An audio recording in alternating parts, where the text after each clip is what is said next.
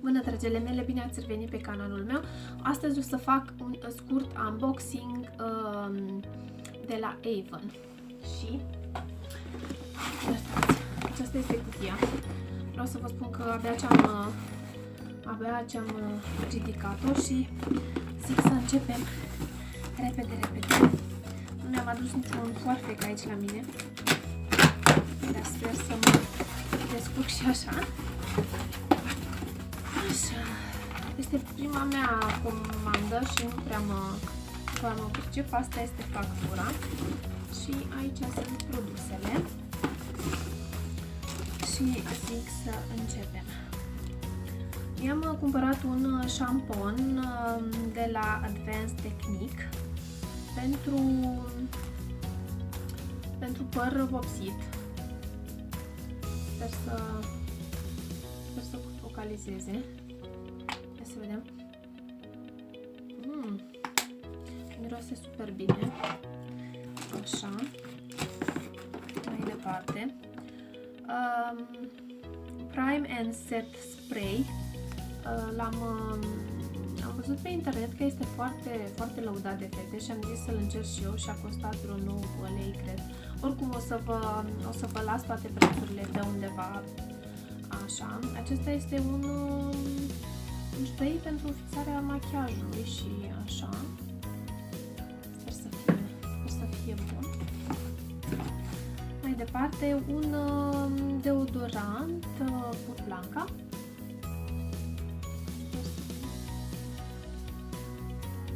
Focalizeze. Așa. Un gel de duș Heaven Harmony cu lăcrămioare. Îmi plac foarte mult lăcrămioarele și am zis să am și... Nu prea îmi dau seama dacă miroase neapărat a lăcrămioare acum, dar o să văd la duș. Așa. Mai departe, alt gel de duș care mi-a atras atenția a fost această, deci cu bujor și rodie. Este tare simpatică această sticluță.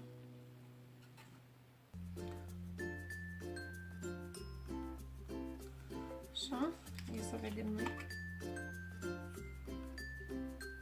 Miroase bine. Miroase bine de tot. Mai departe, de la Avon Natural Skin Care, o apă de trandafiri. Acesta este pentru reîmprospătare și este o loțiune tonică. O cremă de mâini Youth Restore pentru mâini, cuticule și unghii cu colagen și elastin. Este o cremă pentru fermitate a mâinilor și chiar aveam nevoie de o cremă de mâini. Mai departe, aceasta, dar nu știu eu ce este, este o pernă pentru baia copiilor.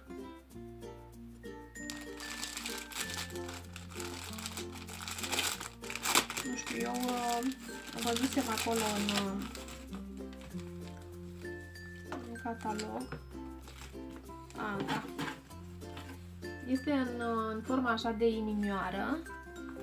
Se umflă și se pune pe capătul căzii pentru o mai multă relaxare, ca să zic așa.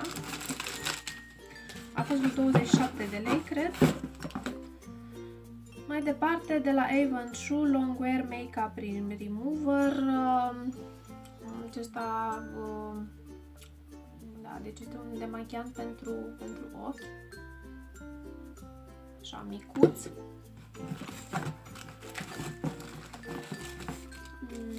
O pensulă mică. Nu știu acum. Da, am reușit. Pensulă mică, 2 capete. Super interesantă. Aceasta este pentru perirea sprâncenelor.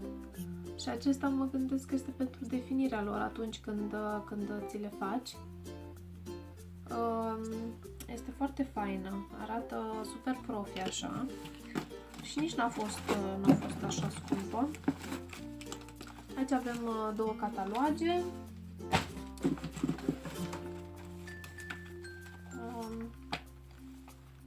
Aici la fel campania 5.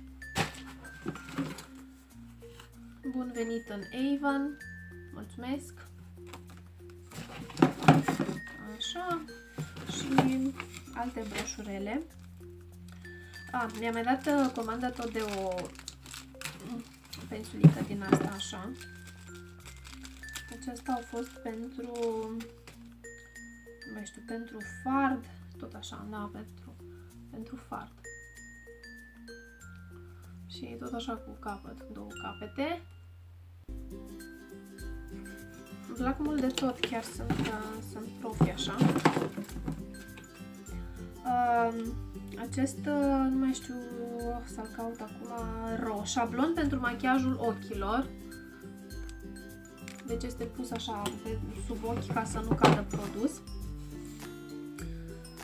Mai departe, aici, așa, nu mai țin minte ce am dat comandă, serios. O brățărică, vai, ce frumos! Vai, ce drăguță este! Chiar e super drăguță, numai că fonda este cam întoarsă.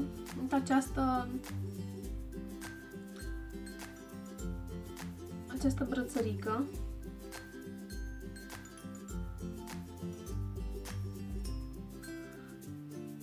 cu două fondițe. A fost pe alb, am vrut-o pe alb. Este drăguță, super drăguță.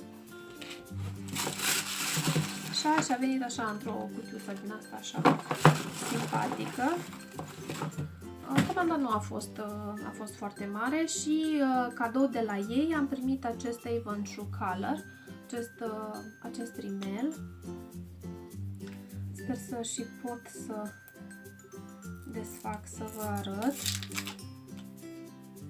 Așa, Wide Awake Mascara, 7 ml. Sunt curioasă de periuță și periuța arată așa.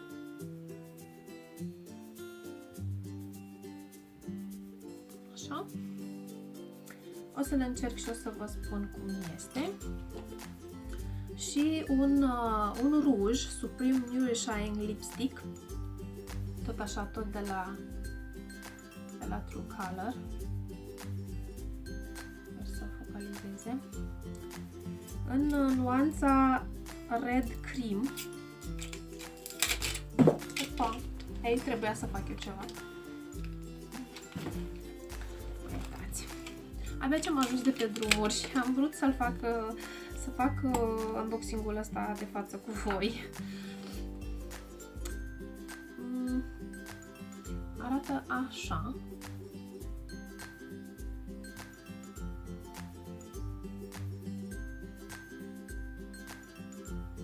Nu știu, toate arată așa? Adică cele care ați dat comandă și sunteți noi, toate arată așa?